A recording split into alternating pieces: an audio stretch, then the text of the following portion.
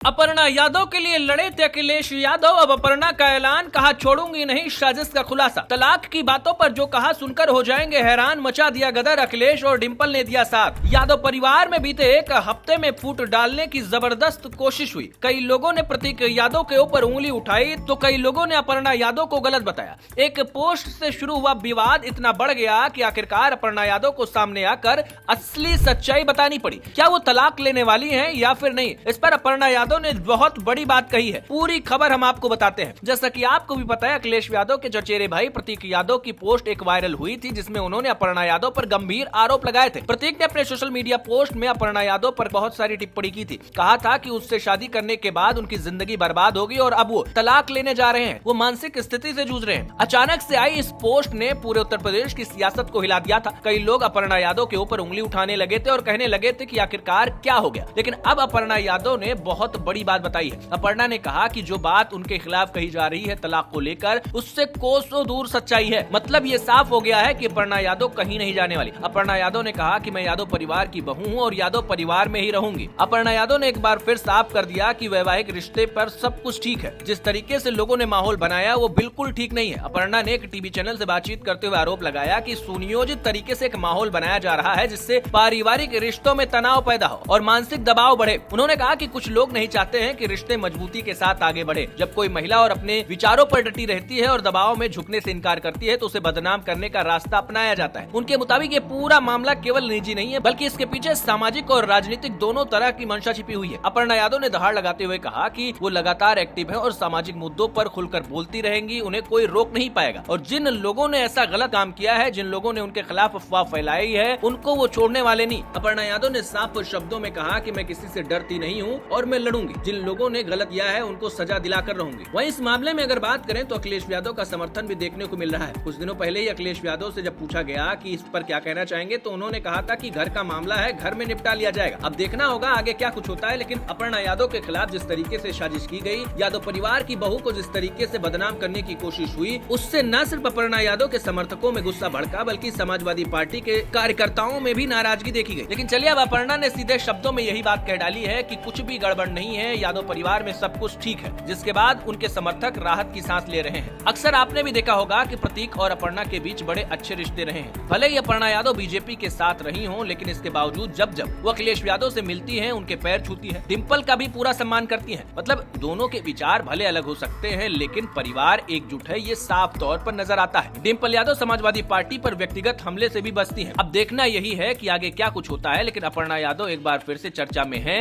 हालांकि उन्होंने जो सफाई दी है कि तलाक अब वो नहीं ले रही है और तलाक की पूरी खबरें गलत हैं, इससे कहीं ना कहीं समाजवादी पार्टी के जो समर्थक है वो भी राहत की सांस ले रहे होंगे। वैसे आपका क्या मानना है? जिन लोगों ने अपर्णा यादव को लेकर झूठी खबरें फैलाई, उनके बारे में आप दो शब्द जरूर कहिए।